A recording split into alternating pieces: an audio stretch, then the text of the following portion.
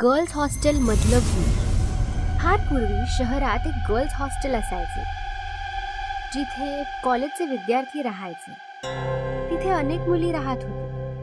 एके दिवशी अमेरिकेतील मोनिका नावाची NRI मुलगी त्या हॉस्टेलमध्ये राहायला आली. मी अमेरिकेहून आली आहे, मला इथे राहण्यासाठी खोली हवी आहे. किती दिवस? जोपर्यंत मी माझा अभ्यास पूर्ण करत नाही तोपर्यंत. आता मोनिका बाकीच्या मुलींसोबत हॉस्टेलमध्ये राहू लागली. एके दिवशी मोनिका तिच्या खोलीत रात्री झोपली असताना तिला काही आवाज आला. ती बाहेर आली. तिने पाहिले तर तिथे कोणीच नव्हतं. तिथे कोणी नाही आणि ती तिच्या खोलीत गेली. दुसऱ्या दिवशी ती काही मुलींसोबत बसून बोलत होती. तेव्हा सोनिया म्हणाली, मी लवकरच हे हॉस्टेल सोडून दुसरीकडे कुठेतरी राहायला जाणार आहे. हो, इथे रात्री खूप भीतीदायक आवाज येतात. हो, काल मलाही काही आवाज आला, पण घाबरण्यासारखे काय आहे? तुला नाही माहिती का, हे हॉस्टेल हॉन्टेड आहे. हो, लोक म्हणतात की या हॉस्टेलच्या ठिकाणी खूप वर्षापूर्वी एक तांत्रिक राहायचा, जो काळ्या जादूचा वापर करून आत्म्यांना कैद करत असे. असं म्हणतात की तो तांत्रिक तर मेला, पण त्या सगळ्या आत्मा अजूनही भूत बनून इथे भटकत आहे. काय म्हणताय? तांत्रिक आत्मा आणि झपाटलेले? हे खरं आहे मोनिका. आम्ही सगळे इथून जाणार आहोत, तू पण आमच्या सोबत चल. भूत असं काही नसतं, म्हणूनच मी कुठेही जाणार नाही.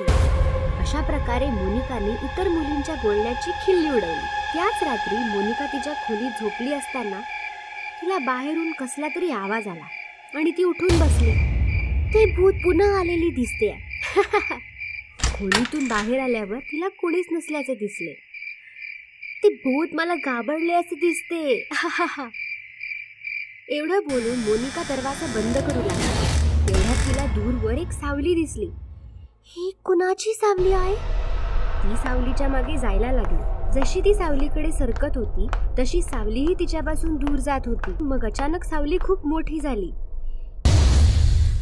ही सावली खूप मोठी झाली आहे, पण ही सावली आहे कुणाची? असा विचार करत ती सावलीकडे धावू लागली. धावत धावत ती हॉस्टेलच्या गच्चीवर आली. गच्चीवर आल्यावर सावली गायब झाली. ही सावली कुठे गायब झाली? जाऊ दे, तिला जिकडे जायचं तिकडे ती गेली. जाऊ दे, मी आता झोपायला जाते. आणि पुन्हा एकदा मोनिका हॉस्टेलमधल्या रात्रीच्या गजबजाटाकडे दुर्लक्ष करून खोलीत येऊन झोपी गेली. दुसऱ्या दिवशी ती हॉस्टेलमध्ये काही मुलींसोबत बसली असताना सोनिया म्हणाली, मोनिका, आम्ही एक नवीन हॉस्टेल पाहिले आहे. उद्या सकाळी आपण सगळे तिकडे शिफ्ट होऊया. काय? तुम्ही खरंच हे हॉस्टेल सोडत आहात का? हो, इथे राहिलो तर ते भूत आपल्याला मारून टाकेल. मी तुला किती वेळा सांगितले आहे की हे भूत सारखे काय नाही, पण तुम्ही लोक माझं ऐकतच नाहीये. मोनिका, आम्हाला ते सर्व नाही माहिती. उद्या सकाळी आपण इथून निघणार आहोत. तुझं मन झालं तर तू पण येऊ शकतेस. त्या रात्री पुन्हा एकदा मोनिका तिच्या खोलीत झोपली होती. नंतर खूप मोठे आणि भयानक भूत तिच्याकडे आले. मोनिका, बघ, तुला भेटायला कोण आलंय? कोण आहे? अचानक समोर एवढं भीतीदायक भूत पाहून मोनिका घाबरते. तू कोण आहेस?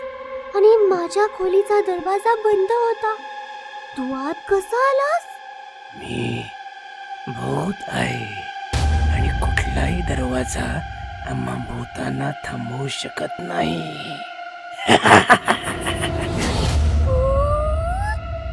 2 दिवसांपासून मी तुला हे पटवून देत आहे की तुम्हा माणसांप्रमाणे आम्ही भूत पण खरेच असतो, पण तू आमची थट्टा करतेयस.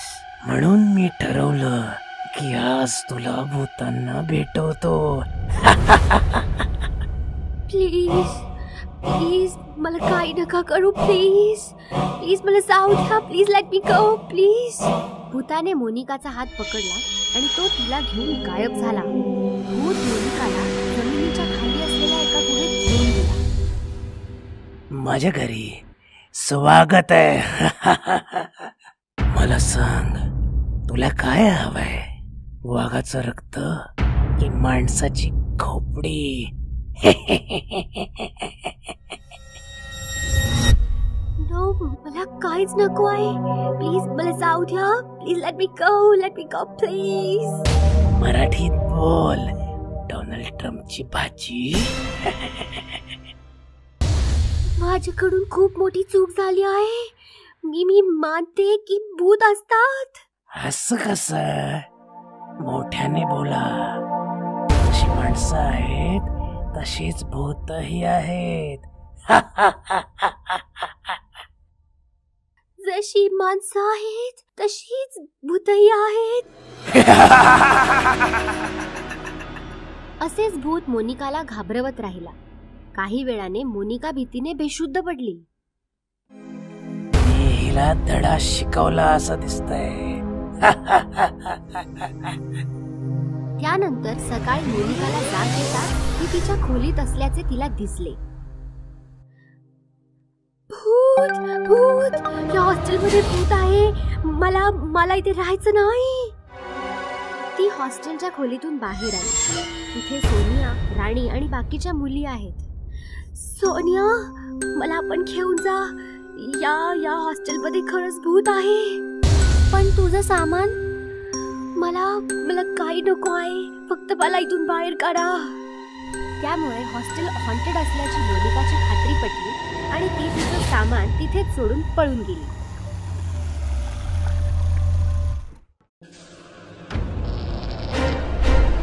भूतनी आंटी. बऱ्याच वर्षांपूर्वी जंगलामध्ये एक ताकदवान भूतनी तिच्या मुलीसोबत राहत होती. भूतनी तिच्या मुलीची खूप काळजी घ्यायची. ती जंगलातून रोज नवनवीन प्राणी आणून तिला खाऊ घालायची. आई, हा ससा खूपच मऊ आहे. पण हा ना खूपच छोटा होता. उद्या ना तू माझ्यासाठी खूप मोठी म्हैस घेऊन ये. ठीक आहे बाळा. माझी मुलगी छोटी छोटी, म्हैस मागते मोठी. अशीच वेळ निघून गेली आणि भूतनी आता म्हातारी झाली आणि आजारी पडू लागली. आता तिच्या जागी तिची मुलगी शिकार करून आणू लागली. एके दिवशी म्हाताऱ्या भूतनीने तिच्या मुलीला सांगितलं, बाळा, आता मी जास्त दिवस जिवंत नाही राहणार, म्हणून माझी इच्छा आहे, तू माझी एक शेवटची इच्छा पूर्ण कर. सांग आई. जेव्हा मी छोटीशी होते तेव्हा माझी आई माझ्यासाठी शहरातून एक जाडजूड आणि मऊ मऊ माणसाचा मुलगा खायला घेऊन आली. माझी इच्छा आहे की मरण्याच्या आधी पुन्हा एकदा मी माणसाच्या मुलाची चव घ्यावी. ठीक आहे आई, मग तुझ्या पुढच्या वाढदिवसाला आपण माणसाच्या मुलाची चव चाखू. मानवाच्या मुलाच्या शोधात भूतनी शहराच्या दिशेने निघाली. जंगलातून मी आले, शहराकडे मी जाईन. माणसाचं पोर खाऊन माझ्या आईचा वाढदिवस साजरा करीन. शहरामध्ये पोहोचून तिने बरीचशी मुलं पाहिली, पण एकही मूल तिला आवडलंच नाही. तेवढ्यात तिला समोर गट्टू दिसला. हा मुलगा तर खूप मऊ मुलायम आहे, पण हा तर खूपच हडकुड आहे. याला तर माझी आई एकटीच खाऊन टाकेल, मग मला काय मिळणार? काही हरकत नाही, मी ह्याला खायला घालून चांगलं जाडजूड बनवेन. आणि तिने एका सुंदर आंटीचं रूप घेऊन गट्टूच्या शेजारी राहायला आली. आणि मग तिने एक दिवस गाजराचा हलवा बनवला आणि गट्टूकडे आली. मी गट्टूसाठी गाजराचा हलवा आणलाय. Thank you aunty. आता भूतनी काही ना काही निमित्ताने गट्टूला स्वादिष्ट भोजन खाऊ घालायला लागली. एवढं स्वादिष्ट भोजन खाऊन आता गट्टू देखील खूप जाडजूड झाला. भुक्या भूतनीचं जेवण जेवून गट्टू झाला जाडजूड. आता जाड्या गट्टूला खाऊन भूतनी पण होईल जाडजूड. दुसऱ्याच दिवशी भूतनी आंटीने गट्टूला सांगितलं, मी शहरापासून थोडं दूर असलेल्या रेस्टॉरंट मध्ये जेवायला जातेय. तू माझ्या बरोबर येणार आहेस का? हो हो, मी तुमच्या बरोबर नक्की येईन. आणि मग भूतनीने गट्टूला सोबत घेतलं आणि जंगलाच्या दिशेने निघाली. गट्टूने जसं जंगल पाहिलं त्याने भूतनीला विचारलं, आंटी, तुम्ही मला इथे जंगलात का घेऊन आलात? तुम्ही तर म्हणाला होतात की मला रेस्टॉरंट मध्ये घेऊन जाताय. तेव्हा अचानक भूतनी तिच्या मूळ रूपात आली. तू बरंच काही खाल्लंस गट्टू. आता आमच्या खाण्याची पाळी आहे. तुम्ही तर भूतनी आंटी आहात. भूतनी गट्टूला घेऊन तिच्या आईच्या जवळ आली. आई, हे बघ, मी माणसाचं पोर घेऊन आले. याला खाण्यात तर खूप मजा येईल. ह्या दोन्ही भूतणींचं बोलणं ऐकल्यावर गट्टूला कळलं की यांच्यापासून वाचण्यासाठी त्याला काही ना काही शक्कल लढवावी लागेल. तेवढ्यात त्याला एक आयडिया सुचली. आता तुम्ही मला खायचं ठरवलेलंच आहे, तर तुम्ही मला खा. पण तुमच्यापैकी माझं काळीज कोण खाणार?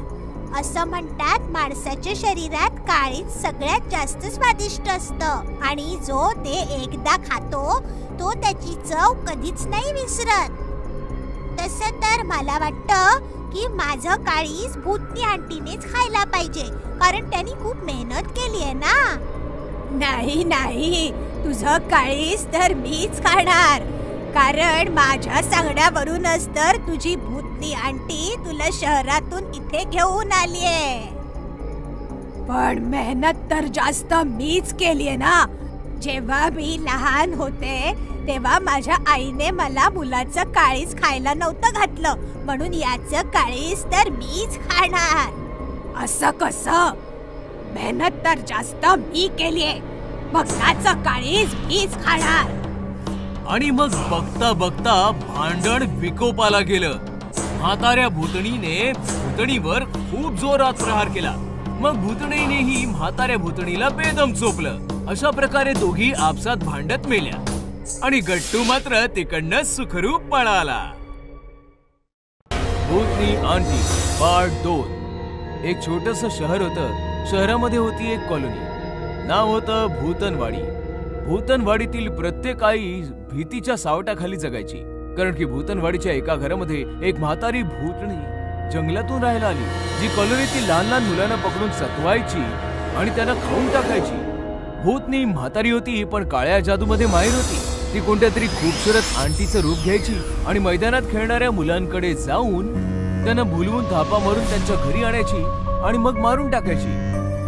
चल बाळा, माझ्या घरी चल, मी तुला रबडी खायला देईन. मुलंही त्या भूतणीच्या गोष्टींमध्ये अडकायची आणि तिचं बोट पकडून तिच्या घरी यायची. तिच्या घरामध्ये पाऊल ठेवताच अचानक त्या भूतणीचं रूप बदलायचं आणि तिच्या सत्य रूपात यायचं, ज्यांना बघून ती पुरं घाबरायची. मम्मी, मला वाचव, मला सोड ना. तू आंटी नाही, भूतणी आहेस. भूतनी नाही, भूतनी आंटी. खायला आला होतास रबडी, आता स्वतःच खाणं बनशील. भूतनी आंटीला पप्पी दे बरं. बाळा, आणखीन किती ओरडशील? नाही, मी तुला पप्पी नाही देणार. तू फार वाईट आहेस. सोड ना मला, मम्मी. बडबड बंद कर, मला खाऊ दे तुला. चल. या प्रकारे भूतणीच्या त्या कारनाम्यांमुळे कॉलनीमध्ये हाहाकार माजला. लोक म्हाताऱ्या भूतणीकडे गेले. त्यांनी समजावलं, पण त्याने काही फरक नाही पडला. मग लोकांनी तंत्रमंत्राचा सहारा घेतला. तांत्रिकांना तिच्या घरासमोर बसवलं, पण दुष्ट भूतणीने त्यांनाही तिच्या शक्तीने पळवून लावलं आणि ती तिची मनमानी करू लागली. अशा प्रकारे कॉलनीचं नाव भूतनवाडी पडलं. बघा, जर या कॉलनीमध्ये राहायचं असेल तर मुलांना घेऊन आपल्या घरामध्ये बंद राहा, नाहीतर कॉलनी सोडा. बस फक्त आता हे 2 उपाय उरलेत आपल्यासाठी. बिचारी लोक कॉलनी सोडून जातील तरी कुठे? त्यांनी त्यांचे घरचे दरवाजे कायमचे बंद केले आणि भीतीच्या सावटाखाली जगू लागले. लोकांच्या सतर्कतेमुळे भूतणी पण त्रासू लागली, कारण की ती अजून म्हातारी होऊ लागली आणि तिला खाणं मिळणंही कठीण झालं होतं. हे काय, लोकांनी तर दारं बंद करून घेतलीत. आता मी कशी जगणार? मला वाटतं आता पुन्हा जंगलचा रस्ता धरावा लागेल. तेव्हा भूतनीने पाहिलं की एक बाई तिच्या गोलमटोल मुलासोबत येत होती. अरे वा, बहुतेक करून कॉलनीत नवीन राहायला आलेत. मुलगा पण अगदी फुग्यासारखा फुगलेला दिसतोय. इथे सर्व घरांचे दरवाजे बंद बघून मुलगा त्रासला. मम्मी, काय रे गोलू? माझा फ्रेंड म्हणत होता की चांगली कॉलनी आहे, पण इथे तर सर्व दरवाजे बंद आहेत. एकही मुलगा दिसत नाहीये. आता मी खेळणार कोणासोबत? तेव्हा भूतनी रूप बदलून त्यांच्या समोर उभी राहिली. तुमचं स्वागत आहे आमच्या कॉलनीमध्ये. थंडीमुळे लोकांनी दारं बंद करून ठेवले. अरे वा, तुमचा मुलगा तर अगदी माझ्या मोलू सारखा आहे. माझा मोलू आत्ताच मैदानात खेळायला गेलाय. मैदानाचं नाव ऐकताच गोलू खुश झाला. थोडा वेळ गप्पा झाल्यानंतर मुलगा आणि आई निघून गेले आणि भूतनी खुश झाली. आज तर पार्टी करणार मी. थोड्या वेळानंतर फुटबॉल हातात घेऊन गोलू मैदानात पोहोचला. तेव्हा त्याने पाहिलं मैदानात त्याच्या वयाचा एवढा मुलगा खेळत होता. हे बघून गोलू खुश झाला. तू मोलू आहेस ना? माझं नाव गोलू आहे. माझ्यासोबत खेळशील का? नक्की खेळेन मी. मग काय, बराच वेळ दोघे खेळत होते आणि खेळता खेळता ते थकले.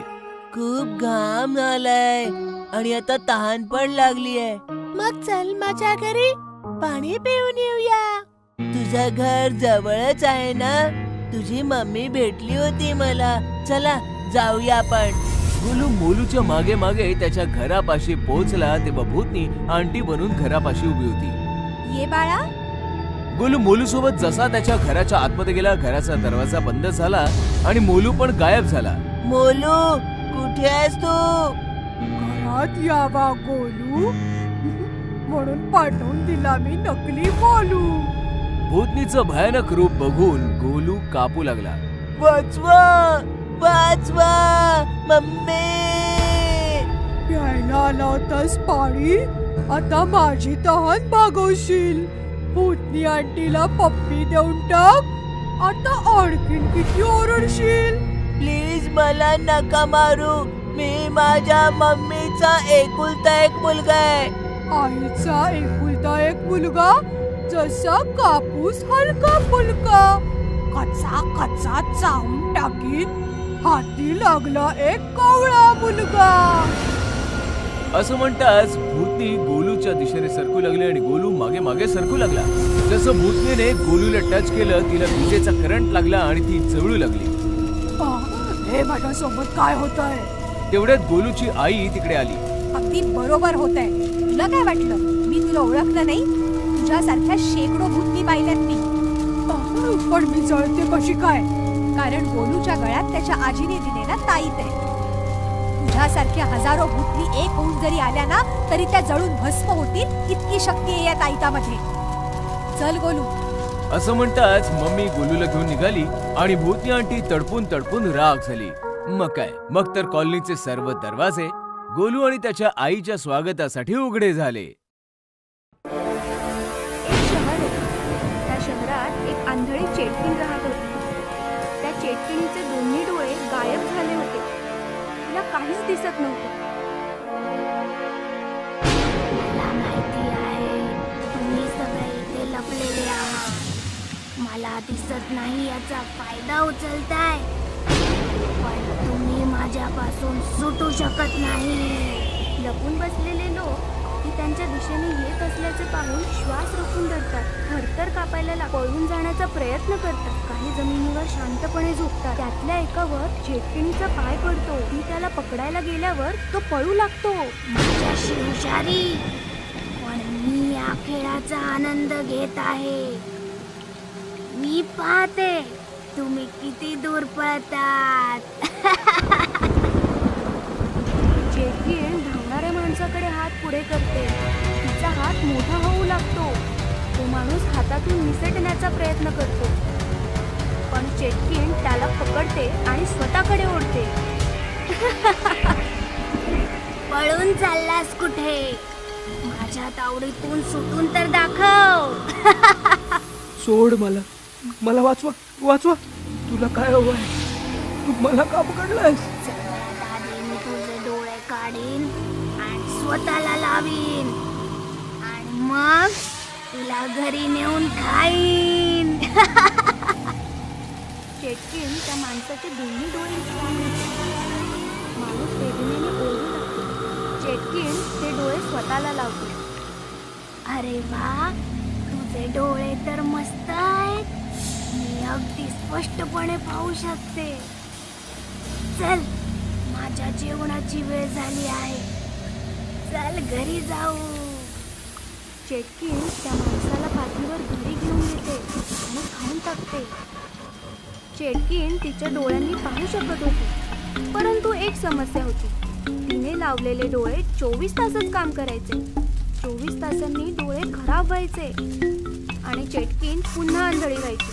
मग काय, आंधळी चेटकीण मग बाजारात यायची आणि माणसांचे डोळे फाडून पुन्हा नवीन डोळे लावायची. चेटकिणीची दहशत संपूर्ण मार्केटामध्ये पसरली आणि दुकानदारांनी मार्केट बंद करण्याचा निर्णय घेतला.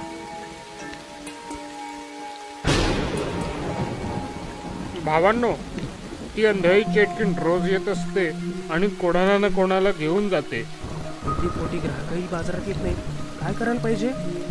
जोपर्यंत चटणीला काही इलाज नाही तोपर्यंत बाजार बंद ठेवूया. होय होय, बाजार बंद ठेवूया. होय होय, बाजार बंद ठेवूया.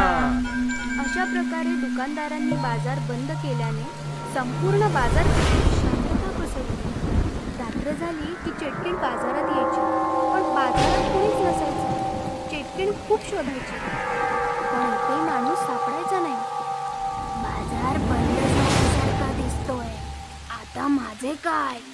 मला डोळे आणि अन्न कसे मिळणार? ठीक आहे, मी शोधून काढते. कोणीतरी मिळेलच. चालत चालत चेटकीण हॉस्पिटलमध्ये पोहोचते. तिला पाहून सर्व लोक इकडे तिकडे धावू लागतात. चेटकीण डॉक्टरांच्या केबिनमध्ये येते. डॉक्टर थरथर कापायला लागतात. काय हवंय तुम्हाला? मला तुझे डोळे हवे आहेत, असं म्हणत चेटकीण डॉक्टरला पकडते. मला सोड. मी तुला सोडले तर डोळे कसे मिळतील? मी देतो तुला डोळे. मी डोळ्याचाच डॉक्टर आहे. अरे ठीक आहे, मी रोज येईन. मला 2 डोळे आणि 1 पेशंट खायला हवा आहे. जर माझ्याशी दगाबाजी केली तर माझ्यापेक्षा वाईट कोणी नाही. ठीक आहे, मला सोड. चेटकीण डॉक्टरांना सोडते. डॉक्टर चेटकिणीला 2 डोळे देतात आणि चेटकीण पेशंटला पाठीवर घेऊन निघून जाते. अशा रीतीने चेटकीण रोज डॉक्टरकडे यायची. डॉक्टर पेशंटचे डोळे काढून चेटकिणीला लावायचा आणि पेशंट त्या चेटकिणीच्या हवाली करायचा. एके दिवशी डॉक्टरांचा शास्त्रज्ञ मित्र डॉक्टरांकडे येतो. डॉक्टर, मला मृत्यूनंतर माझे डोळे तुमच्या हॉस्पिटलमध्ये दान करायचे आहेत. त्याची औपचारिकता पूर्ण करण्यासाठी मी इथे आलो आहे. हो, तुम्ही इथे का आलात? तुम्ही तुमचे डोळे दुसऱ्या हॉस्पिटलमध्ये दान करा. काय झालं डॉक्टर? मी अस्वस्थ दिसताय. डॉक्टर शास्त्रज्ञाला चेटकिणीबद्दल सांगतात. डॉक्टर, काळजी करू नका. मी चेटकिणीसाठी असे डोळे बनवीन की ती पाहतच राहील. मग शास्त्रज्ञ रात्रंदिवस मेहनत करून चेटकिणीचे डोळे बनवतात आणि डोळे घेऊन डॉक्टरकडे येतात. हे घ्या डॉक्टर, हे डोळे चेटकिणीला लावा. हे कोणत्या प्रकारचे डोळे आहेत? हे कृत्रिम डोळे आहेत. त्यात कॅमेरा आहे ज्यामुळे चेटकीण बघू शकेल. यात आणखी एक खास गोष्ट आहे. खास गोष्ट? ठीक आहे, मला या डोळ्यांमध्ये एक मायक्रोबॉम्ब बसवता आला आहे, ज्याचा रिमोट माझ्याजवळ आहे. मग चेटकिणी येते आणि शास्त्रज्ञ पटकन लपतो. डॉक्टरांचे डोळे तयार आहेत की नाही? तुम्ही झोपा. चेटकीण आडवी होते. शास्त्रज्ञाने दिलेले डोळे डॉक्टर हे काय डोळे आहेत डॉक्टर? याच्यामध्ये तर खूप तेजस्वी प्रकाश आहे. ते एका लहान मुलाचे डोळे आहेत ना, त्यामुळे धारदार आहेत. ठीक आहे, मी जाते, उद्या तयार राहा, असे बोलून चेटकीण निघून जाते. चेटकीण निघून गेली. वैज्ञानिक बाहेर या. शास्त्रज्ञ बाहेर येतो. मग डॉक्टर आणि शास्त्रज्ञ चेटकीणच्या मागे मागे हॉस्पिटलच्या बाहेर येतो. आता आपण स्फोट करू शकतो असे म्हणत शास्त्रज्ञ रिमोट काढतो आणि बटन दाबतो. चेटकीणच्या डोळ्यात टिक टिकचा आवाज येतो. अहो, हा टिक टिकचा आवाज कसला आहे? मग मोठा आवाज येतो आणि चेटकिणीच्या चिंध्या उडतात. शास्त्रज्ञाच्या बुद्धिमत्तेमुळे चेटकीण मरते आणि संपूर्ण शहर चेटकिणीच्या तावडीतून मुक्त होतं. भूताची टॅक्सी. काही वर्षांपूर्वी एका शहरात स्वभावानं साधा असलेला अभिषेक नावाचा माणूस राहत होता. अभिषेक एका मोठ्या व्यापाऱ्याकडे ड्रायव्हर म्हणून नोकरी करत होता. एक दिवस तो मालकासह गाडीतून प्रवास करत असताना अचानक गाडी एका झाडाला धडकली. हे, तू काय केलंस? माझी CMW गाडी ठोकलीस? तुला माहितीये ना माझी गाडी किती महाग आहे ती? मी तुला आत्ताच्या आत्ता नोकरीवरून काढून टाकतो. असं म्हणून मालक रागाने गाडी घेऊन तिथून निघून गेला. अचानक नोकरी गेल्यामुळे अभिषेक फारच दुःखी झाला आणि त्याच झाडाखाली बसून रडू लागला. इतक्या वर्षात पहिल्यांदा माझ्या हातून अपघात झाला आणि माझ्या मालकानं माझं म्हणणं ऐकून न घेता मला लगेच कामावरून काढून टाकलं. तितक्यात एक भयावह आवाज त्याच्या कानावर पडला. खाली माणूस, वरती भूत, का ती रात्र, वा वा वा वा, खूपच छान. तो आवाज ऐकून अभिषेक घाबरला. कोण आहे तिकडे? कोणाचा आवाज आहे हा? समोर या. मी आहे, काळ्या रात्रीचं काळं सावट. तुम्हाला बोलवलंस? मी आहे भूत. हे बघ, मी आलो.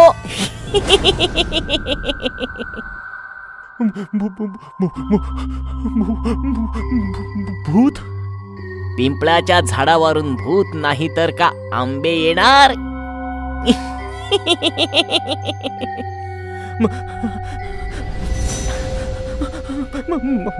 मला जाऊ द्या, मला जाऊ द्या. मला माहित नव्हतं हे पिंपळाचे झाड आहे. माहित असतं तर मी ह्या झाडाखाली कधीच बसलो नसतो. हा माणूस मला खूप भोळा वाटतोय. याचा फायदा घेतला पाहिजे. पिंपळाच्या झाडाचं कर्ज फेड, मरून जा किंवा मदत कर.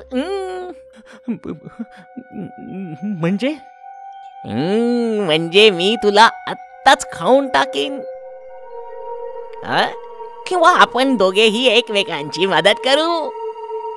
तू माझी मदत कर, मी तुझी मदत करतो.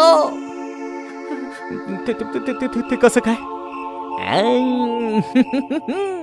मला माहित आहे तुझ्या मालकाने तुला कामावरून काढून टाकलंय. मी तुझी नोकरी तुला पुन्हा मिळवून देईन. त्या बदल्यात तू माझी भूक भागव. पण मला गाडी चालवण्याशिवाय काहीच येत नाही. ठीक आहे, मग मी तुझी टॅक्सी बनतो. तू दिवसभर टॅक्सी चालव आणि पैसे कमाव, आणि मी रोज रात्री एका प्रवाशाचं भक्षण करणार. मी नाही करू शकत हे. मग मी तुला आत्ताच खाऊन टाकतो. कुठे फसलो मी? याला मला होकार द्यावाच लागेल, नाहीतर हे भूत मला आत्ताच खाऊन टाकेल. ठीक आहे, मला मान्य आहे. आता तू चालवणार भूताची टॅक्सी आणि मी प्रवाशांना खाणार. दुसऱ्या दिवसापासून अभिषेक भूताची टॅक्सी चालवू लागला. आता तो दिवसभर प्रवाशाला इच्छित स्थळी पोचवून पैसे कमावू लागला आणि रात्र झाली की शेवटच्या प्रवाशाला निर्जन ठिकाणी घेऊन जाऊ लागला. काय झालं? तू या या निर्जन रस्त्यावर टॅक्सी का थांबवलीस? माफ करा ताई, आता माझ्या टॅक्सीच्या जेवणाची वेळ झाली. म्हणजे काय? म्हणजे मी आता तुला खाणार. टॅक्सीचं रूप धारण केलेलं भूत आता आपल्या मूळ स्वरूपात आलं आणि भूताने त्या महिलेला खाऊन टाकलं. असेच अनेक महिने निघून गेले. एकदा रात्रीच्या वेळेस एक माणूस त्या टॅक्सीजवळ आला आणि म्हणाला, भाऊ, तुम्ही मला माझ्या घरापर्यंत सोडणार का? हो हो नक्की, या बसा टॅक्सीमध्ये. थोडे पुढे गेल्यावर अभिषेकने टॅक्सी थांबवली. आता तुम्ही टॅक्सी का थांबवलीत? माफ करा भाऊसाहेब, आता माझ्या टॅक्सीच्या जेवणाची वेळ झाली. याचा अर्थ काय? याचा अर्थ आता मी तुला खाणार.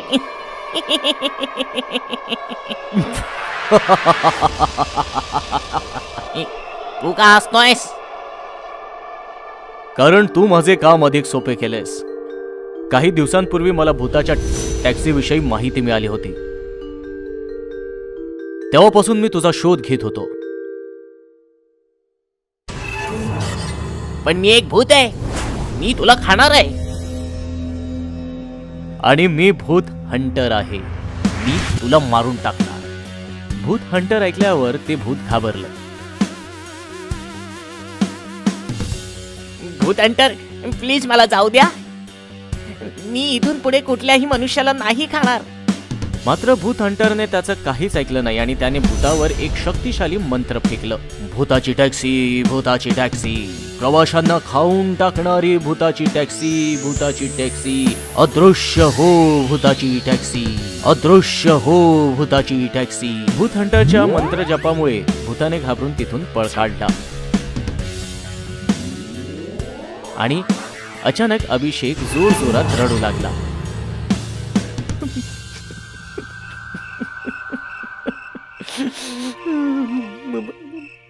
मला माफ करा भूत हंटर. त्या भूताने मला धमकावलं होतं की मी जर त्याचं ऐकलं नाही तर तो मला खाणार होता. मला माहित आहे, ही भूतं खूपच चतुर असतात, म्हणून मी तुला काही नाही म्हणणार. तू जाऊ शकतोस. अशा तऱ्हेने भूत हंटरने भूताच्या टॅक्सीचे रहस्य नष्ट केले आणि अभिषेकला सुद्धा त्या भूताच्या जाळ्यातून मुक्त केलं. चेटकिणीचं लग्न. एका शहरात एक मॉल होता. काही कारणास्तव तो 2 वर्ष बंद होता. त्या मॉलमध्ये एक भयंकर चेटकीण राहायला आली होती. मला वाटतंय माझी शक्ती दिवसेंदिवस कमकुवत होत चालली आहे. मला काळ्या राणीची पूजा करावी लागेल. चेटकीण रात्रंदिवस पूजा करून काळ्या राणीला प्रसन्न करण्याचा प्रयत्न करत होती. रात्र काळी काळी आणि दिवस सुद्धा काळा काळा. काळ्या राणीच्या नावाची जपते मी काळी काळी माळा. 2 महिने पूजा केल्यावर काळी राणी प्रसन्न होऊन चेटकिणीला दर्शन देते. रात्र राहील काळी, दिवसही राहील काळा. बोल तू काळ्या राणीची का जपतेस माळा. काळ्या राणी, मी दिवसेंदिवस म्हातारी होत आहे. मी शक्तिहीन होत आहे. मला असा मार्ग सांग म्हणजे मी तरुण होईल, शक्तिशाली होईल. ठीक आहे, तू लग्न कर, पण कोणत्याही भूताशी नव्हे तर माणसाशी कर. लग्नाच्या पहिल्या रात्री त्याला मारून टाक. मग तू तरुण होशील, शक्तिशाली बनशील. ठीक आहे राणी, तुझी काळी सावली अशीच माझ्यावर ठेव. काळ्या राज्याचा जय जयकार असो. आशीर्वाद देऊन काळी राणी तिथून निघून जाते आणि चेटकीण नवरा मुलगा शोधू लागते. काय यार राहुल, तू लग्न कधी करणार आणि आम्हाला पार्टी कधी देणार? एखादी चांगली मुलगी भेटली पाहिजे. मी तुझी काळजी दूर करतो. तुझा मोबाईल दे. हे घे, ह्यात मी डेटिंग ॲप डाउनलोड केला आहे आणि तुझी प्रोफाईल सुद्धा अपलोड केली आहे. बघ आता मुलींची लाईन लागेल. अरे यार, हे बघ कोणत्या तरी ईशा नावाच्या मुलीचा मेसेज आला आहे आणि तिने मला डेटवर सुद्धा बोलावलं आहे. तुला कुठे बोलावलंय? City mall. अरे मित्रा, तुला तिथे खूप प्रायव्हसी मिळेल. तो मॉल 2 वर्षांपासून बंद आहे. मी निघतो आता. राहुल त्याच्या कारने सिटी मॉलला पोहोचतो. मॉल समोर ईशा त्याची वाट पाहत आहे. हाय ईशा. नाही, मी लग्नाआधी कोणत्याही पुरुषाला हात लावू शकत नाही. जशी तुमची इच्छा, पण तुम्ही मला या मॉलमध्ये का बोलावलं? आपण एखाद्या मोठ्या हॉटेलमध्ये सुद्धा भेटू शकलो असतो. हा मॉल माझ्या वडिलांचा आहे. हॉटेलमध्ये खूप गोंगाट असतो ना, लोक असतात. मला तिथे कम्फर्टेबल वाटत नाही. मला प्रायव्हसी हवी होती. ठीक आहे, काही हरकत नाही. चल आज जाऊयात. दोघे मॉल मध्ये येतात. हा मॉल का बंद आहे? माझ्या वडिलांचे खूप व्यवसाय आहेत. ते एकटे हा मॉल नाही सांभाळू शकत. पण आता हा मॉल पुन्हा सुरू करायचा आहे. मी त्यांची एकुलती एक मुलगी आहे. त्यामुळे माझ्याशी जो लग्न करेल त्याला हा मॉल मिळेल. खरंच? माझी घुसमट होत आहे. आता मी या नकली रूपात जास्त काळ राहू शकत नाही. मला लग्नासाठी लवकरच प्रपोज केलं पाहिजे. काय विचार करतेस ईशा? राहुल, तू माझ्याशी लग्न करशील का? हे ऐकून राहुल खुश झाला आणि त्याने ईशाचे दोन्ही हात धरले. हो ईशा, मी तुझ्याशी लग्न करेन. राहुल, तू हे काय केलंस? काय झालं? राहुलने तिचा हात पकडताच ईशा चेटकिणीचं रूप धारण करते. ईशाचे हे रूप पाहून राहुल थरथर कापायला लागतो. चेटकिन? हो, मी चेटकिण आहे. मला तुझ्याशी लग्न करायचं आहे. तू माझ्याशी लग्न केलंस तर तुला हवं ते मिळेल. पैसा, गाडी, बंगला, सर्व काही. आणि जर तू नकार दिलास तर मी तुला मारून टाकीन. मी तुझ्याशी लग्न नाही करणार. जातोय मी. असं म्हणत राहुल धावू लागतो. बाहेर येऊन गाडी वेगाने पळवू लागतो. थोड्या अंतरानंतर बरं झालं वाचलो. मग त्याला आवाज येतो. राहुल. राहुल पाहतो तर त्याच्या शेजारी एक चेटकीण बसलेली असते. राहुल जोरात ओरडतो आणि त्याची कार एका ट्रकला धडकते. चेटकीण हसत हसत आकाशात उडून जाते. अशा प्रकारे डेटिंग ॲप्सचा वापर करून चेटकीण अनेक मुलांना आपल्या जाळ्यात फसवते आणि त्यांनी नकार दिल्यास त्यांना मारून टाकते. एके दिवशी सुशांत नावाचा मुलगा चेटकिणीला भेटायला येतो. चेटकीण तिचं रूप बदलून त्याला भेटते. हाय ईशा. माफ करा, मी लग्नाआधी परपुरुषाला हात लावत नाही. ईशा, मला माहित आहे तू ईशा नाहीयेस. तू चेटकीण आहेस. ईशा तिच्या खऱ्या रूपात येते. तरीही तू मला घाबरत नाहीस? नाही, कारण मला तुझ्याशी लग्न करायचं. पण का? माझ्या कुंडलीत दोष आहे. जी मुलगी माझ्याशी लग्न करेल त्याच दिवशी तिचा मृत्यू होईल. त्यामुळे कोणतीही मुलगी माझ्याशी लग्न करायला तयार होत नाही. अरे वा, त्यामुळे तू मला बळीचा बकरा बनवायला आला आहेस. तसं नाही. लग्नापूर्वी पंडितजी यज्ञ करतील. त्यानंतर तुम्हाला कोणताही धोका होणार नाही. मग आपण लग्न करू शकतो. मग तू हे त्या मुलींना का नाही सांगितलंस? मी सांगितलं, पण माझ्यावर कोणाचा विश्वास बसला नाही. आणि तसंही त्यांच्याशी लग्न करून मला काय मिळणार? जर मी तुझ्याशी लग्न केलं तर मला सर्व काही मिळेल. बंगला, पैसे, कार. मला हा खूप लोभी वाटतोय. माझ्या जाळ्यात हा सहज अडकेल. ठीक आहे, मग आज रात्रीच लग्न करूया आपण. तू गुरुजींना घेऊन ये. रात्र झाली. लग्नाची सर्व तयारी मॉलमध्ये झाली. गुरुजी मोठा यज्ञ करतात. यज्ञ संपला. आता हे पाणी मुलीला द्या, म्हणजे मुलगी त्रासातून मुक्त होईल. हे घे, पाणी पी. हे प्यायल्यावर सर्व धोके दूर होतील आणि मग लग्न करून नवीन आयुष्य सुरू करू. मूर्ख कोच्चा, लग्नानंतर याचे आयुष्य संपेल हे माहिती नाहीये याला. चेटकीण ते पाणी पिते आणि पाणी पिल्यानंतर ती जळू लागते.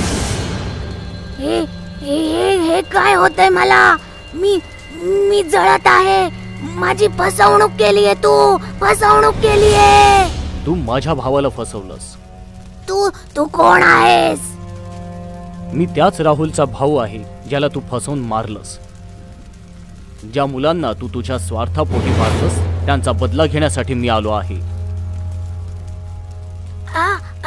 मला वाचवा, मला वाचवा. अशा प्रकारे सुशांतच्या बुद्धिमत्तेमुळे चेटकिणीचे सर्व काळे हेतू उद्ध्वस्त होतात. चेटकीण मरते आणि शहरावरील धोका टळतो.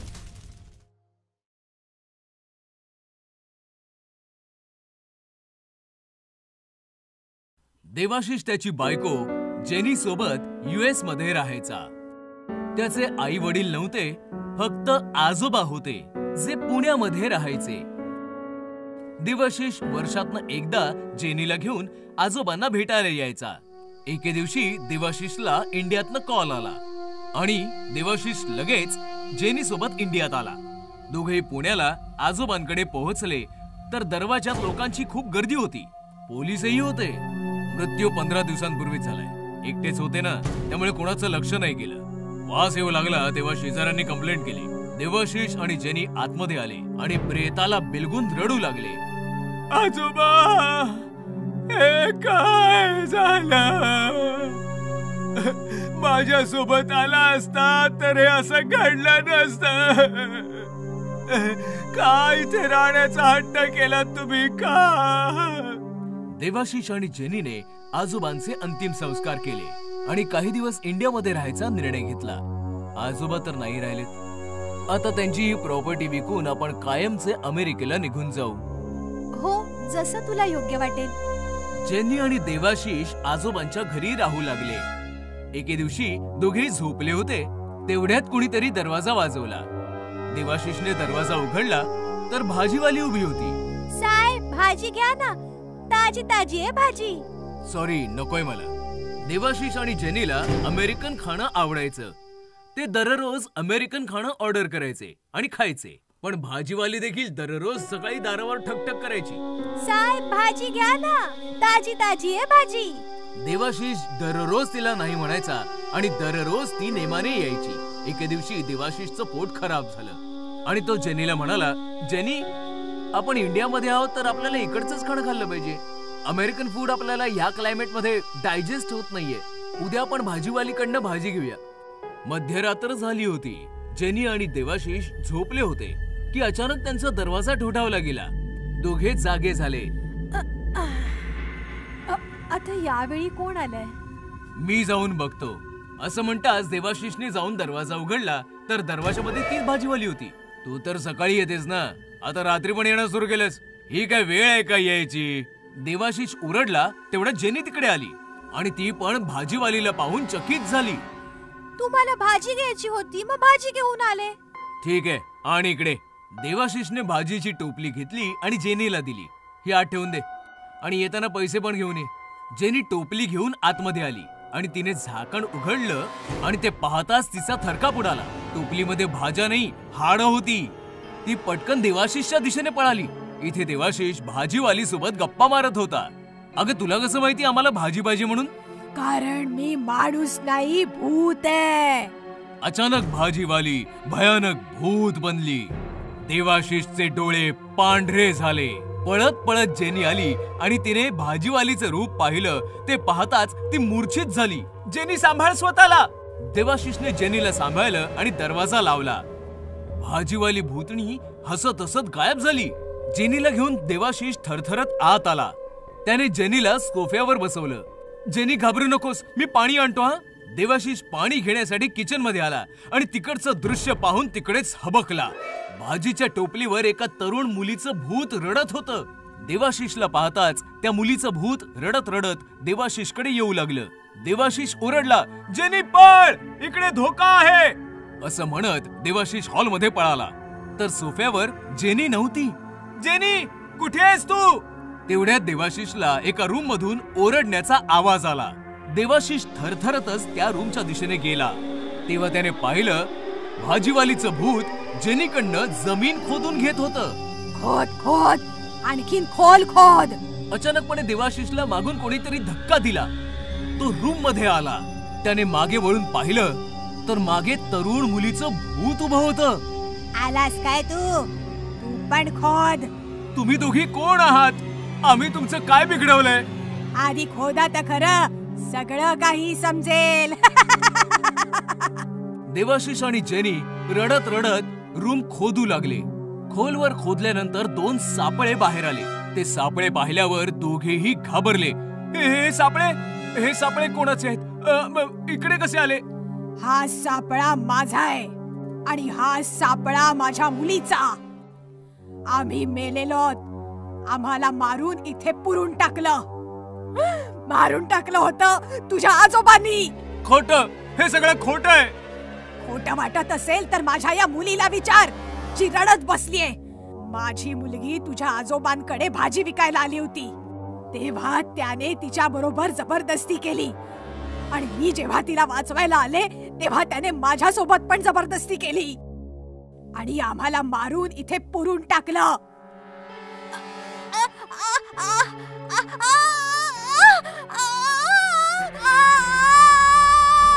मग आम्ही शपथ घेतली, तुझ्या आजोबांना तर मारूच आणि तुमचा निर्वंश करून टाकू. आजोबांना तर मारून टाकलं, आता तुझी पाळी आहे. असं म्हणताच दोन्ही भूतणींनी देवाशिष आणि जेनीला पकडलं. गळा दाबून दोघांना तडफडून मारून टाकलं आणि त्याच खड्ड्यामध्ये पुरून टाकलं.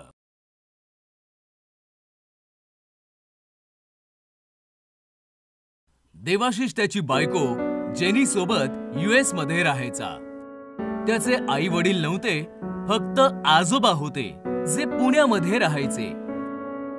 देवाशिष वर्षातनं एकदा जेनीला घेऊन आजोबांना भेटायला यायचा. एके दिवशी देवाशिषला इंडियातनं कॉल आला आणि देवाशिष लगेच जेनी सोबत इंडियात आला. दोघेही पुण्याला आजोबांकडे पोहोचले तर दरवाजात लोकांची खूप गर्दी होती. पोलीसही होते. मृत्यू 15 दिवसांपूर्वीच झालाय. एकटेच होते ना, त्यामुळे कोणाचं लक्ष नाही केलं. वास येऊ लागला तेव्हा शेजाऱ्यांनी कंप्लेंट केली. देवाशिष आणि जेनी आतमध्ये आले आणि प्रेताला बिलगून रडू लागले. आजोबा, हे काय झालं? माझ्या सोबत आला असता तर हे असं घडलं नसतं. काय इथे राहण्याचा हट्ट केला तुम्ही का? देवाशिष आणि जेनीने आजोबांचे अंतिम संस्कार केले आणि काही दिवस इंडियामध्ये राहायचा निर्णय घेतला. आजोबा तर नाही राहिलेत. आता त्यांची ही प्रॉपर्टी विकून आपण कायमचे अमेरिकेला निघून जाऊ. हो, जसं तुला योग्य वाटेल.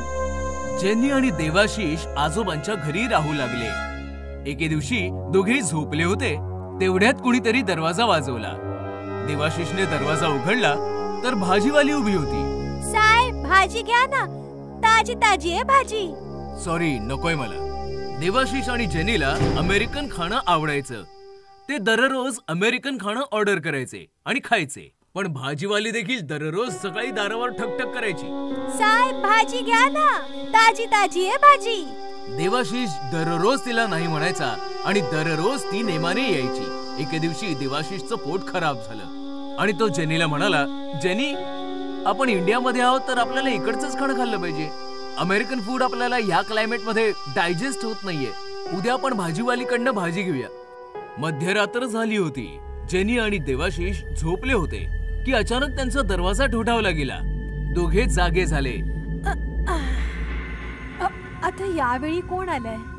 मी जाऊन बघतो, असं म्हणताच देवाशिषने जाऊन दरवाजा उघडला तर दरवाजामध्ये तीच भाजीवाली होती. तू तर सकाळी येतेस ना, आता रात्री पण येणं सुरू केलंस? ही काय वेळ आहे का यायची? देवाशिष उरडला. तेवढ्यात जेनी तिकडे आली आणि ती पण भाजीवालीला पाहून चकित झाली. तुम्हाला भाजी घ्यायची होती, मग भाजी घेऊन आले. ठीक आहे, आणि इकडे. देवाशिषने भाजीची टोपली घेतली आणि जेनीला दिली. ही आत ठेवून दे आणि येताना पैसे पण घेऊन ये.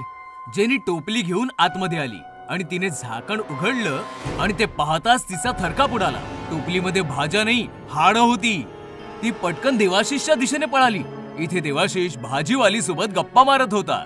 अगं तुला कसं माहिती आम्हाला भाजी पाहिजे म्हणून? कारण मी माणूस नाही, भूत आहे.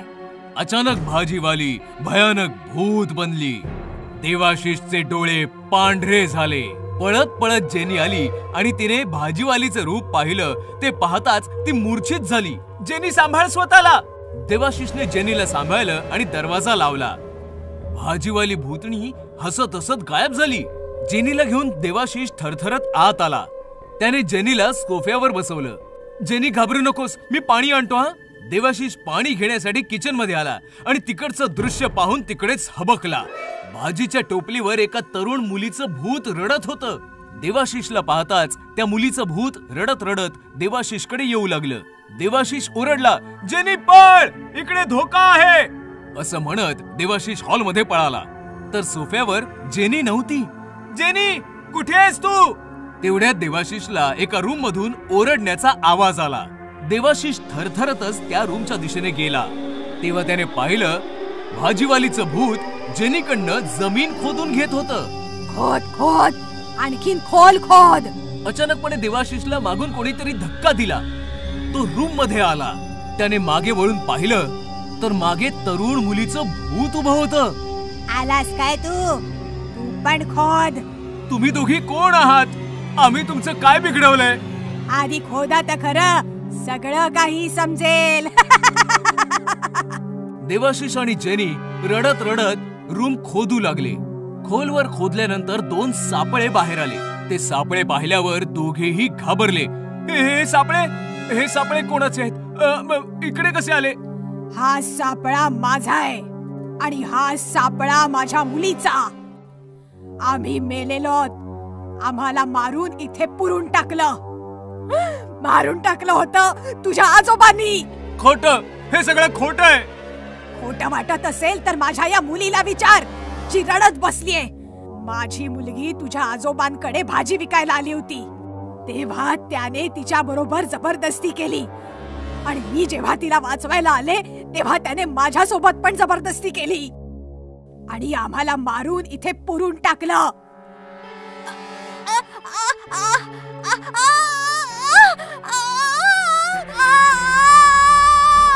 मग आम्ही शपथ घेतली, तुझ्या आजोबांना तर मारूच आणि तुमचा निर्वंश करून टाकू. आजोबांना तर मारून टाकलं, आता तुझी पाळी आहे. असं म्हणताच दोन्ही भूतणींनी देवाशिष आणि जेनीला पकडलं.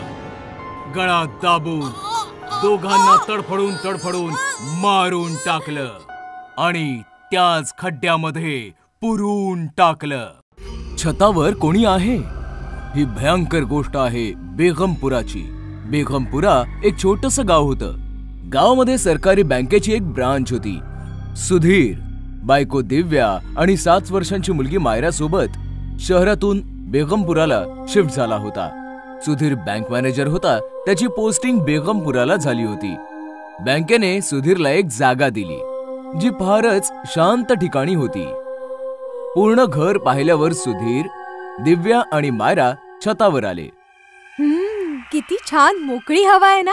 हो ना, आणि टेरेस फारच मोठं आहे. इथे तू सगळे कपडे आरामात सुकवू शकतेस. आणि मी इथे खेळू सुद्धा शकते. मायराचं म्हणणं ऐकताच सुधीर आणि दिव्या हसू लागले.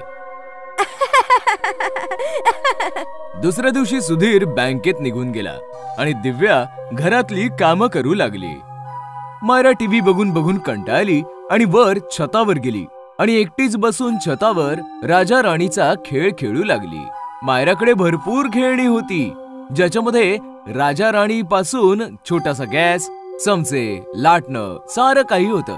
राजा राणीचं लग्न तर झालं, आता राणी राजासाठी जेवण बनवणार. राजा बाबांसारखा ऑफिस मध्ये जाईल आणि राणी आईसारखं किचन सांभाळेल. ये! तेव्हा दिव्याने मायराला आवाज दिला. मायरा, कुठे आहेस ग? मायरा, जेवण तयार आहे, ये पटकन. मायरा, माझ्या राणीचं सुद्धा जेवण तयार आहे. राजा राणी, तुम्ही नंतर खा, आधी मी जेवून येते, ओके? असं म्हणताच मायरा छतावरून खाली गेली. इथे सुधीर ऑफिस मध्ये बसून आपलं काम करत होता. नारायण, साहेब, आधीच्या मॅनेजर्सच्या ज्या काही फाईल्स पेंडिंग आहेत त्या सगळ्या टेबलावर ठेव. होय साहेब, आता आणतो. साहेब, एक गोष्ट विचारायची होती. हो हो, विचार ना. तुम्ही बँकेने दिलेल्या त्या घरामध्येच राहता ना? हो, पण का रे, काय झालं? काय नाही, फाईल्स घेऊन येतो. इथे जेवण झाल्यावर मायरा छतावर आली. अचानकपणे ती जोरात किंचाळली. मायराचा आवाज ऐकताच दिव्याचं विश्वच हललं. ती पळत पळत छतावर आली. काय झालं मायरा, तू ठीक आहेस ना? काय झालं बाळा? आई, खाली बघ ना. दिव्याने खाली पाहिलं, तीही चक्रावली. मायराने बनवलेलं राजा राणीचं घर कोणीतरी उद्ध्वस्त करून टाकलं होतं. कुणी आलं होतं का छतावर? माहित नाही, मी तर खाली गेले होते. तेव्हा अचानकपणे पिवळ्या पिवळ्या डोळ्यांची एक काळी मांजर छताच्या भिंतीवरून मायरा आणि दिव्याला न्याहाळत होती. मायरा घाबरली. आई, कॅट! ओ, तर ही महाराणी आली होती तुझा खेळ बिघडवायला. मांजर पळाली आणि दिव्या मायराला घेऊन खाली आली. Sir, files. नारायण, मला एक गोष्ट सांग. आधी जो मॅनेजर होता, काय नाव त्याचं? रस्तोगी साहेब. हा, रस्तोगी. मला सांग, त्याचा मृत्यू कसा झाला होता? सुधीरचा प्रश्न ऐकून नारायण घाबरला. अरे सांग ना बाबा. रस्तोगीच्या नंतर आलेले सगळे मॅनेजर्स त्यांनी 4 दिवसातच आपली बदली करून घेतली. तरीही नारायण गपचूप उभा होता. ठीक आहे बाबा, सांगायचं नसेल तर नको सांगूस. संध्याकाळी माझ्यासोबत घरी चल. घर जरा व्यवस्थित लावायचंय. येशील ना? अरे उत्तर तरी दे. संध्याकाळ झाली होती. मायरा कार्टून बघत होती आणि दिव्या अंगणामध्ये तुळशीच्या समोर दिवा लावत होती. अचानक सोसाट्याचा वारा सुरू झाला आणि दिवा विझला. ओह! अचानकपणे छतावरून तुळशीवर कोणाची तरी काळी सावली पडली आणि तुळस मलूल दिसू लागली. हे काय? छतावर कुणीतरी आहे बहुतेक. दिव्याने वळून छताच्या दिशेने पाहिलं तर तिला एक सावली पळताना दिसली. कोण? कोण आहे छतावर? मायरा, मायरा! आई, मी कार्टून बघते. Please don't disturb me. Myra तर हॉलमध्ये. तर मग नक्कीच छतावर कोणीतरी आहे.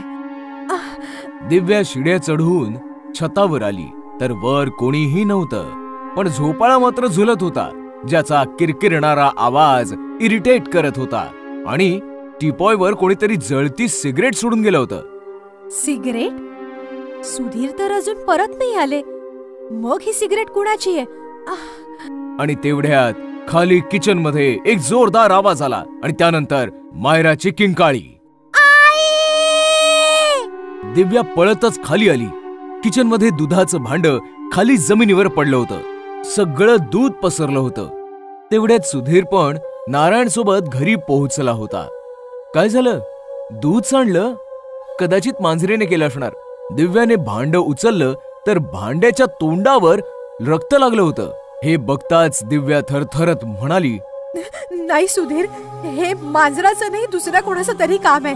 दुपारी मायराचा खेळ कुणीतरी बिघडवून टाकला होता. मला वाटलं मांजर आहे, पण नाही. तो दिवा विझणं, काळी सावली, जळती सिगरेट आणि आता हे रक्त. मला जाणवतंय सुधीर, छतावर कोणीतरी आहे. अगं पण कोण? तू माझं ऐक. कुणीतरी काळी सावली. Come on Divya, stop it. तेव्हा शांत उभा असलेला नारायण थरथरत म्हणाला, मॅडम बरोबर बोलतायत साहेब. तुम्हाला माहित करून घ्यायचं होतं ना, रस्तोगी कसं मेले. तुमच्या घराच्या याच छतावरून पडून मेले. त्यांची सावली आहे छतावर. त्यांच्याच मुळे आज पातूर इथं कोणताही मॅनेजर टिकू नाही शकलाय. मला तोंड उघडायला अलाउड नाहीये, तरी पण सांगतो, निघून जा साहेब. काय नारायण, आता तू पण सुरू झालास? बरं मला सांग, रस्तोगी छतावरून खाली कसा पडला? पक्का बेवडा होतो साहेब. बायको सोडून निघून गेली होती. एकटाच घरात राहायचा आणि बायकोच्या आठवणीमध्ये छतावर येऊन रोज पित राहायचा. अचानक बॅलन्स बिघडला आणि खाली पडून मेला साहेब. बंद करी बकवास. आता तू निघ, मी सगळं सामान घेईन. दिव्या, तू पटापट हे साफ कर आणि जेवणाची तयारी कर. रात्रीचे 12 वाजले होते. दिव्या, मायरा सगळे झोपले होते आणि अचानक छत थरथरू लागलं आणि तिघांची झोपमोड झाली. मी म्हटलं होतं ना, छतावर कोणीतरी आहे. मी म्हटलं होतं. डोंट वरी, चला जाऊन बघूया आपण. मायरा बेटा, तू इकडे थांब. असं म्हणतात सुधीर दिव्यासोबत छतावर आला आणि तिकडचं दृश्य पाहून त्याच्या हृदयाचा थरकाप उडाला. झोपाळ्यावर रस्तोगीचं भयंकर भूत बसलं होतं जे झोके घेत होतं. झोपाळ्याचा तो किरकिरणारा आवाज शांतता भंग करत होता आणि अचानकपणे तो झोपाळा थांबला. तुम्ही लोक अजून इकडे जात, निघून जा माझ्या घरातून. रस्तोगी, का सगळ्यांना त्रास देतोयस तू? मी पुन्हा नाही बोलणार. उद्या सकाळपर्यंतची वेळ आहे. निघून जा, नाहीतर तुझी मुलगी माझ्यासोबत झोपाळा झुलत असेल. सुधीर चल प्लीज, इथून चल. हताश सुधीर दिव्यासोबत खाली आला. रात्रभर दोघेही पॅकिंग करत बसले आणि सकाळ होताच दोघेही मायरा सोबत ते घर सोडून निघाले. टिकटॉक वाली चेटकीण. मुंबईमधल्या SKS कॉलेजमध्ये रवी इंजिनिअरिंग शिकत होता. रवीचे सगळे मित्र टिकटॉक वापरत होते, म्हणून त्यांना बघून रवीने पण टिकटॉकवर अकाउंट बनवलं. रवी खूप दिवसांपासून टिकटॉक बनवत होता, पण त्याचे फॉलोअर्स वाढतच नव्हते. एक दिवशी रवी कॉलेजमधून घरी परतला आणि त्याने त्याचा फोन चेक केला. मग तेव्हा त्याला टिकटॉकवर एक नवीन व्हिडिओ चॅलेंज मिळाला. त्या व्हिडिओमध्ये एक मुलगी शहरातल्या सुनसान अशा बिल्डिंगमध्ये जाऊन डेअर डेव्हिल म्हणते आणि इतर टिकटॉक लोकांना असेच करण्यासाठी ती आव्हान देते. मुंबईतील त्या वास्तूबद्दल अनेक अफवा पसरल्या होत्या. रवीने फॉलोअर्ससाठी आव्हान स्वीकारले. हा करेक्ट चान्स आहे फॉलोअर्स वाढवण्यासाठीचा. रवीचा मित्र अरुणने त्याला बिल्डिंग मध्ये जाण्यास मना केले, पण तरी तो मानला नाही आणि दुसऱ्याच दिवशी तो त्या भूतिया बिल्डिंग मध्ये टिकटॉक व्हिडिओ बनवण्यासाठी निघून गेला. रवी त्या बिल्डिंग मध्ये घुसताच त्याने रेकॉर्डिंग ऑन केलं आणि आय एम डेअर डेव्हिल असं म्हणताच पाठीमागे असलेला दरवाजा बंद झाला आणि त्या बिल्डिंग मध्ये जोर जोरात हसायचे आवाज येऊ लागले.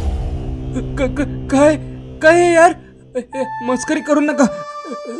जे कोणी असेल समोर या. तेवढ्यात एक भयानक चेटकीण त्याच्या समोर येते आणि रवीचे मोबाईलवर रेकॉर्डिंग करू लागते. मज्जा नाहीये ही, मृत्यू, तुझा मृत्यू होणार आहे. हे म्हणत ती रवीवर हल्ला करते आणि त्याला मारून टाकते. रवी सारखाच आरिफ नावाचा मुलगाही त्या बिल्डिंग मध्ये चॅलेंज साठी आला होता. मग त्या चेटकिणीने त्यालाही मारलं आणि त्याचा व्हिडिओ बनवला आणि टिकटॉक वर अपलोड केला. रोज रोज होणाऱ्या मृत्यूंमुळे लोक घाबरली आणि त्यांनी टिकटॉक चालवणंच बंद करून टाकलं.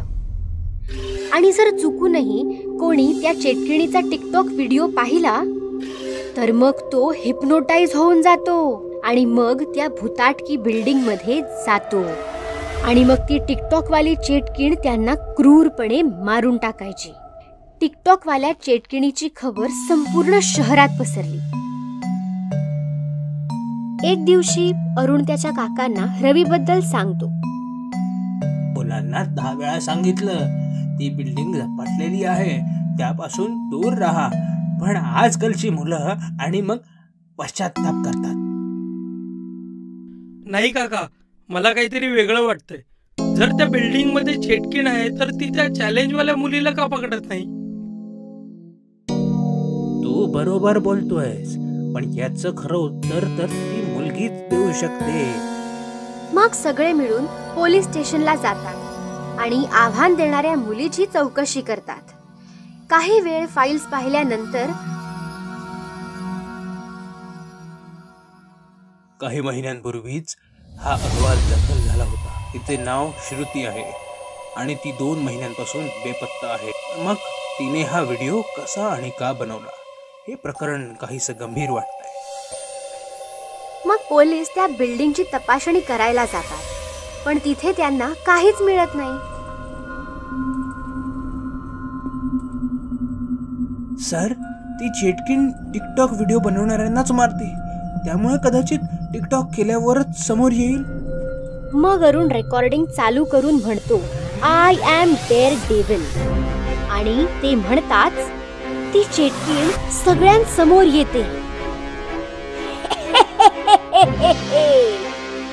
अरे वा, आज मरण्यासाठी पूर्ण वरात आली आहे.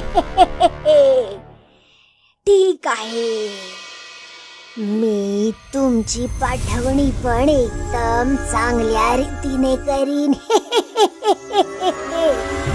आणि मग ती चेटकीण अरुणवर वाट, ज्याच्यामुळे चेटकीण तडफडू लागते. सांग, का मारतेस लोकांना?